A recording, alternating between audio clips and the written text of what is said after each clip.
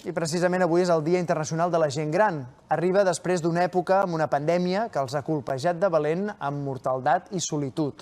També volem saber com ho viuen les persones que potser tenen ja una certa edat, que viuen aquells moments de soledat, persones grans. Bé, Amics de la Gent Gran el que fa és acompanyar en aquesta soledat no desitjada, intentant que la persona que la pateix se senti acompanyada per les persones voluntàries, persones que estableixen un vincle significatiu amb elles. El 2021 ha estat un any complex. La pandèmia ha seguit afectant la població, especialment a les persones grans. Per això, des de la Fundació Amics de la Gent Gran, hem continuat treballant per oferir-los acompanyament emocional i per sensibilitzar la ciutadania sobre la necessitat de lluitar contra la soledat no desitjada. Aquest any hem acompanyat un total de 2.790 persones grans gràcies a l'acció de 2.895 persones voluntàries. Et trobes amb moltes persones que entens que és fer nosa.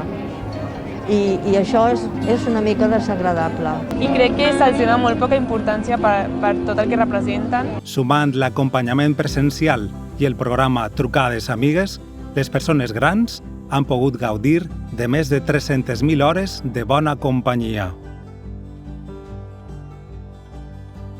La socialització és clau a l'hora de combatre el sentiment de soledat i l'aïllament que pateixen les persones grans. L'Estiu en companyia és l'acció social contra la soledat que des de fa anys fan els Amics de la Gent Gran durant l'estiu. La germanor, la gent tan amable, els tants los acompanyants. Ha sigut una experiència, jo penso que molt sana per tots, no només per la gent gran, sinó per als voluntaris que ho fem possible.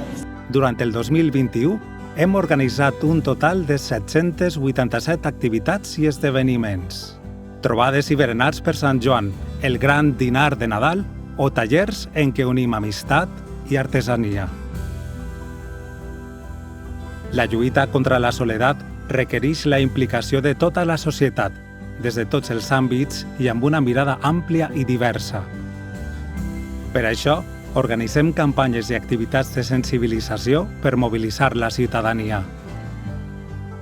Estiu en companyia, un altre Nadal, el Dia Internacional de les Persones Grans i Reescrivim la Bellesa, amb la qual demanem a la RAE que canviï la definició pejorativa de la paraula vejez, són les campanyes que han marcat aquest 2021.